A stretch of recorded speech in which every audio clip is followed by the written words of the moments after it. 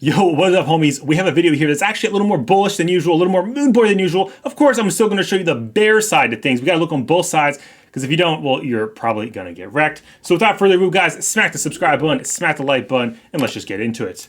Of course, up first here, we saw Pomp tweet out this morning, says Terrace, Stable K1 says his goal is to become the second largest holder of Bitcoin behind Satoshi.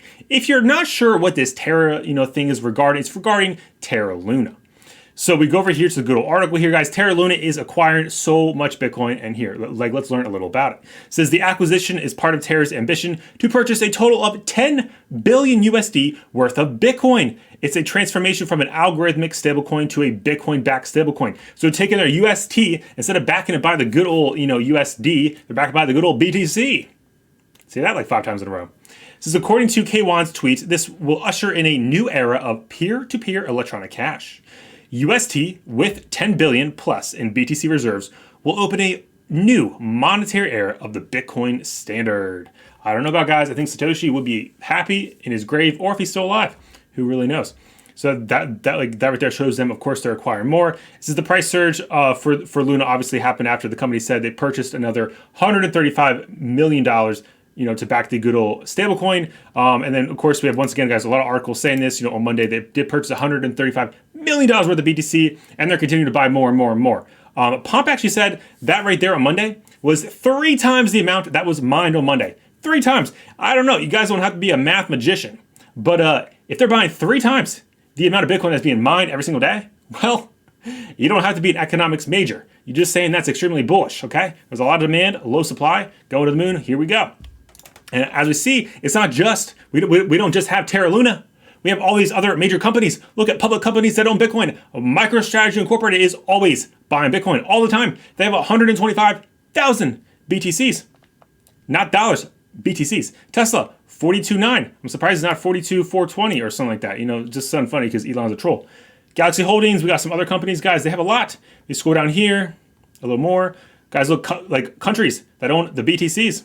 Block 1 has a bunch of BTCs, 140,000. The Tezos Foundation, 17.5.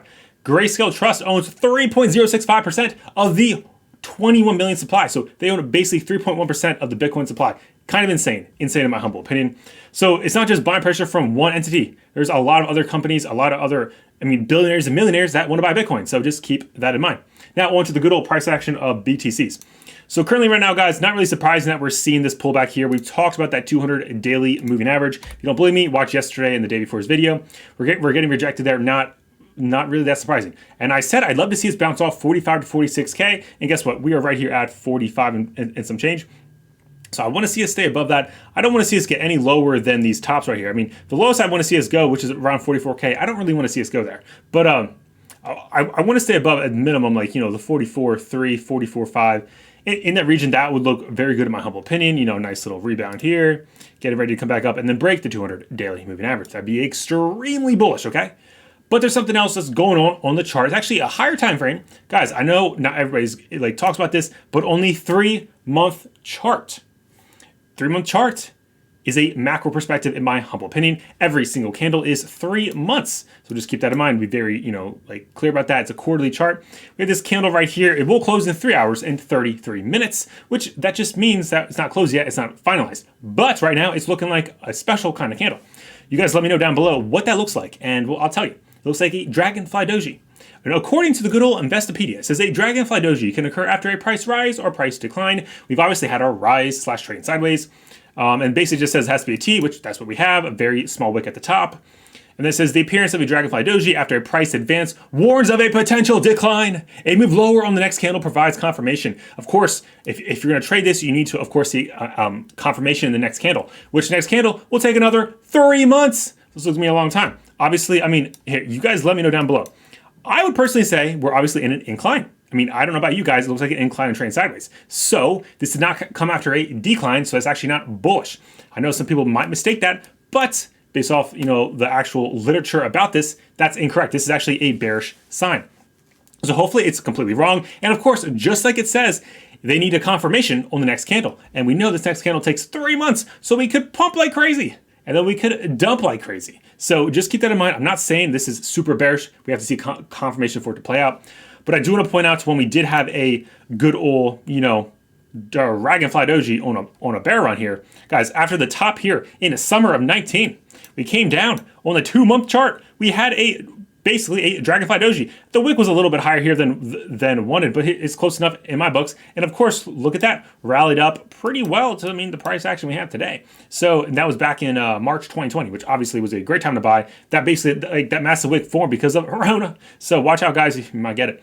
But yeah, so that's obviously very bullish. But keep in mind, it does say, move lower on the next candle provides confirmation. Watch out for that. Hopefully that's incorrect. We have a lot of bullish news, of course, from Luna, of course, from companies continue to buy. I mean, that's pretty much all they're doing. More and more companies are getting into it. So just keep that in mind. At the end of the day, you may be like, Bitcoin's so boring. Why are we even talking about Bitcoin? It's the boring coin. It's the boomer coin. It's what was before the boomers? You guys let me know. The World War I people or something like that.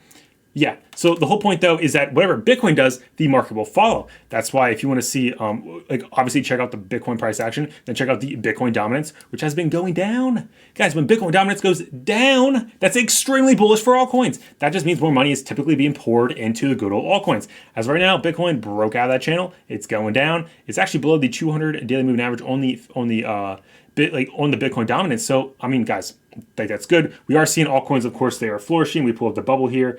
I don't know if they're pumping at the moment, but I guess we'll find out. Obviously, right now they're not. But yesterday, a lot of big green candles here on the hourly. Here on the hourly, they're doing decent. We've seen coins up 70, 100%, sometimes on the daily. So yes, that right there is being reflected right there on the Bitcoin dominance. So what do you guys think about the good old quarterly chart there? You guys think that Dragonfly Doji is going to be bullish or bearish? Let me know down below. Of course, what do you guys think is going to happen next? What do you guys think about this Terra Luna buying some good old BTC to back a stablecoin? You think that's going to be a really good stablecoin or a really bad one? Let me know your thoughts about that down below as well. Guys, we're going to be live tonight, 7 p.m. Eastern time. But just, there is a tornado warning. Last time we had one of these, the electric went out, and obviously we couldn't go live stream. So if we're not live, just let you know there might be a tornado. But yeah, that's that. Smack the likes, smack the subscribes. If you guys want to support the channel, hit up the links down below. And until next time, may the gains be with you.